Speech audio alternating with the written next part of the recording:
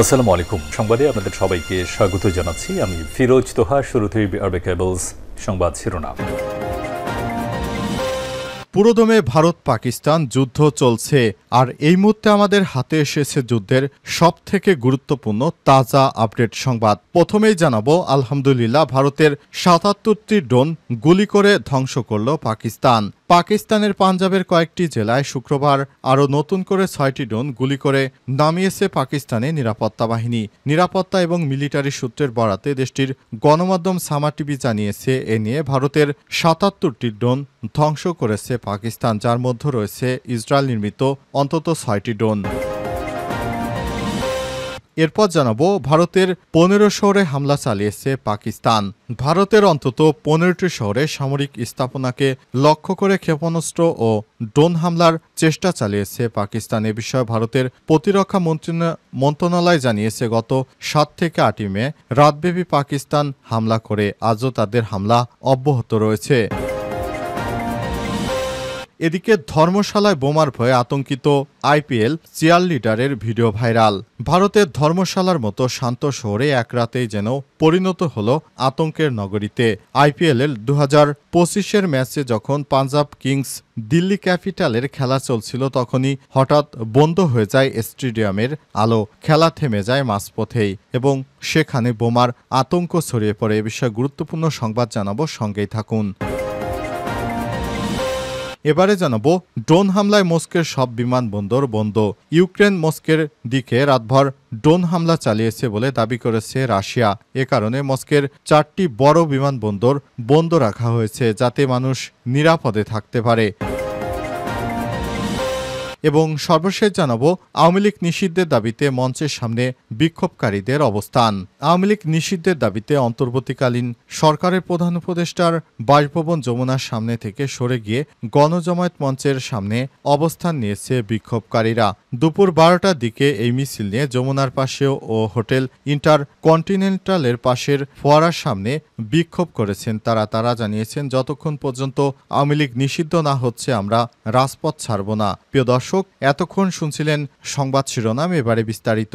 তবে তার আগে বন্ধুরা, অনুরোধ থাকবে এই সংবাদটিতে একটি লাইক দিন। এই চ্যানেল আপনি নতুন হয়ে থাকলে আমাদের সংবাদটি দেখতে দেখতে চ্যানেলটি সাবস্ক্রাইব করে রাখুন। কমেন্ট করে বন্ধুরা আপনার মূল্যবান মতামত জানিয়ে দিন আপনি বিশ্বের কোন দেশ থেকে বা বাংলাদেশের কোন স্থান থেকে আমাদের সংবাদটি দেখছেন এবং শুনছেন। আর বন্ধুরা, গাজা যুদ্ধে আপনি যদি নিরীহ ফিলিস্তিনিদের ভালোবেসে থাকেন, কমেন্টে ইয়েস লিখে বিশ্ববাসীকে জানিয়ে দিন। সংবাদটি আপনার সোশ্যাল মিডিয়া ফেসবুকে বন্ধুদের মাঝেও শেয়ার করে দিন। এবারে বিস্তারিত।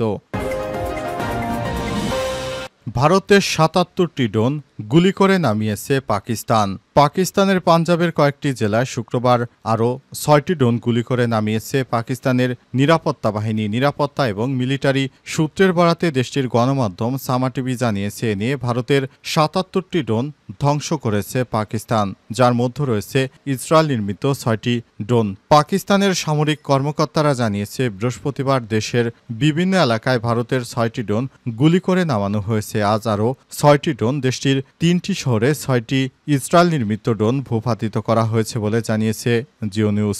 নিরাপত্তা সূত্রের বরাতে গণমাধ্যমটি বলছে, পাকিস্তানের বেহারি, পাকপত্তন এবং ওয়াকারায় 6টি ইসরায়েল নির্মিত ভারতীয় ড্রোন ভূপাতিত করা হয়েছে।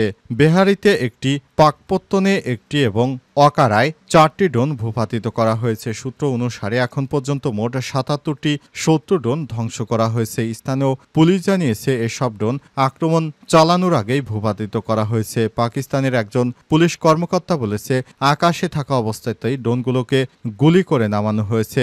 নিরাপত্তা বাহিনীর দুর্দান্ত কাজের জন্য অনেক সাধারণ মানুষের প্রাণ ক্ষতির মুখে পড়েনি। ওই পুলিশ জানিয়েছে, বেশিরভাগ ড্রোনই কৃষি জমিতে ফেলা হয়েছে, ফলে ক্ষতি একদমই হয়নি। পাকিস্তানের সেনাবাহিনীর গণসংযোগ শাখার মহাপরিচালক DGISPR লেফটেন্যান্ট জেনারেল আহমেদ শরীফ চৌধুরী বলেছেন, সব ড্রোন রাডারে নিয়মিত পর্যবেক্ষণ করা হচ্ছে। যখনই কোনো ড্রোন আমাদের আকাশসীমায় প্রবেশ করবে, তখনই একটি রাডারে দৃশ্যমান থাকবে। পাকিস্তানের বিমান প্রতিরক্ষা ব্যবস্থা তারা এমনকি ছোট ড্রোনকেও ট্র্যাক করতে পারে। তিনি আরও বলেছেন, বেসামরিক এলাকার কাছাকাছি এবং বাণিজ্যিক বিমানের কার্যকলাপের সময় ড্রোন ভূপাতিত করার জন্য একটি কার্যকরী প্রোটোকল রয়েছে।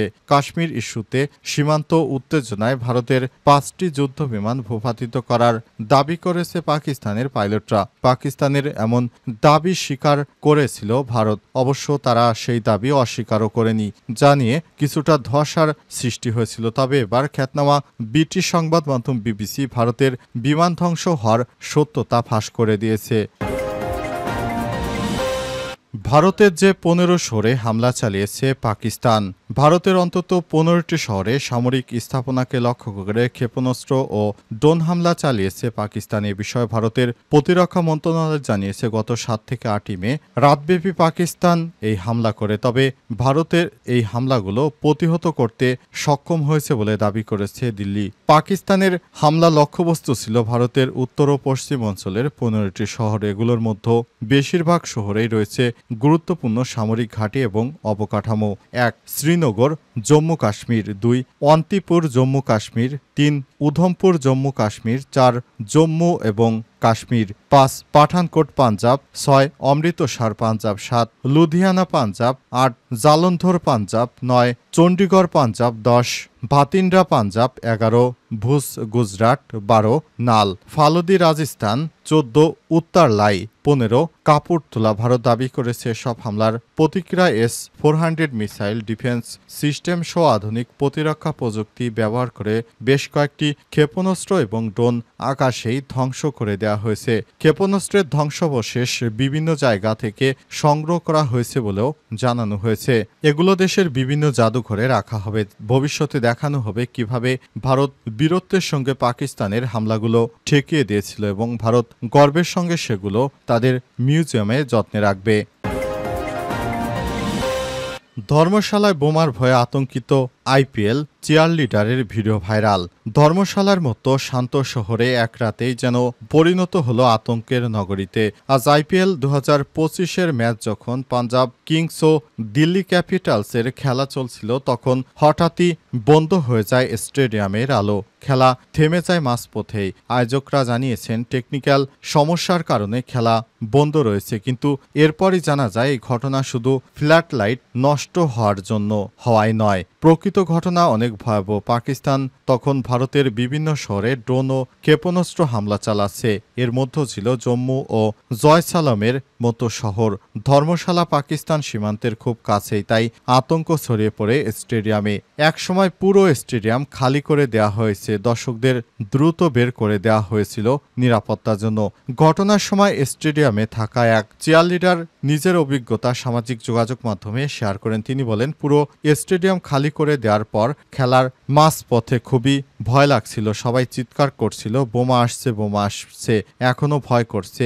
আমরা ধর্মশালা ছাড়তে চাই। আশা করি IPL আমাদের দেখভাল করবে। আমি জানি না কেন কাঁদছি না, হয়তো আমি এখনো শকে আছি। ধর্মশালার বিমানবন্দরে বেসামরিক ফ্লাইটের জন্য বন্ধ হয়ে যাওয়া খেলোয়াড়, কোচ, চিয়ারলিডার এবং সম্প্রচার দলের সদস্যরা সেখানেই আটকে পড়েন। পরে BCCIর বিশেষ ট্রেনের ব্যবস্থা করে তাদের দিল্লি পৌঁছানোর ব্যবস্থা করা হয়। এরপরই তারা ভারত ত্যাগ করেছে। আওয়ামী লীগ নিষিদ্ধের দাবিতে মঞ্চের সামনে বিক্ষোভকারীদের অবস্থান।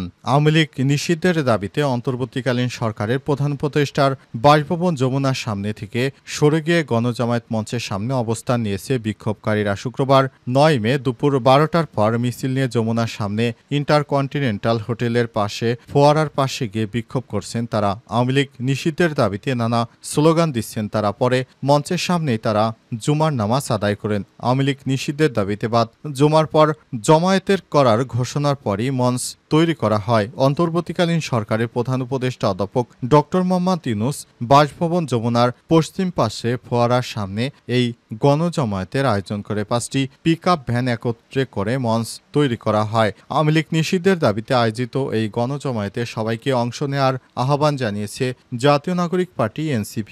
সকালে 8:30টার দিকে যমুনার সামনে চলমান বিক্ষোভ কর্মসূচি থেকে এই জমায়েতের ঘোষণা দেন NCPর দক্ষিণাঞ্চলের মুখ্য সংগঠক হাসনাত আবদুল্লাহ এবং এনসিপির মুখ্য সমন্বয়কারী নাসির উদ্দিন পাটোয়ারি। জমায়েতে দলমত নির্বিশেষে সবাইকে অংশগ্রহণের জন্য আহ্বান জানিয়েছে হাসনাত আব্দুল্লাহ। তিনি বলেছেন, যতক্ষণ না পর্যন্ত ফ্যাসিস্ট গণহত্যাকারী আওয়ামী লীগকে সন্ত্রাসী সংগঠন হিসেবে ঘোষণা দিয়ে নিবন্ধন বাতিল করার সিদ্ধান্ত গ্রহণ করা না হয় এবং বিচারিক প্রক্রিয়ায় সুস্পষ্ট রোডম্যাপ উপস্থাপন না করা হয়, ততক্ষণ পর্যন্ত তারা রাজপথ ছাড়বে না, তারা রাজপথেই থাকবে। নাসির উদ্দিন পাটোয়ারি আরও বলেছেন, জুমার নামাজের পর ফোয়ারার সামনে ছাত্র জনতা অবস্থান নেবে, ফয়সালা করেই তারা ঘরে ফিরবেন। এ সময় জামাত ইসলাম ঢাকা মহানগর দক্ষিণের সেক্রেটারি রফিকুল ইসলাম মাসুদ সহ ইসলামপন্থী কয়েকটি দলের নেতা উপস্থিত ছিলেন। এদিকে যমুনার সামনে গতকাল বৃহস্পতিবার রাত 10টা থেকে শুরু হওয়া ওই বিক্ষোভে বিরামহীনভাবে চলছে।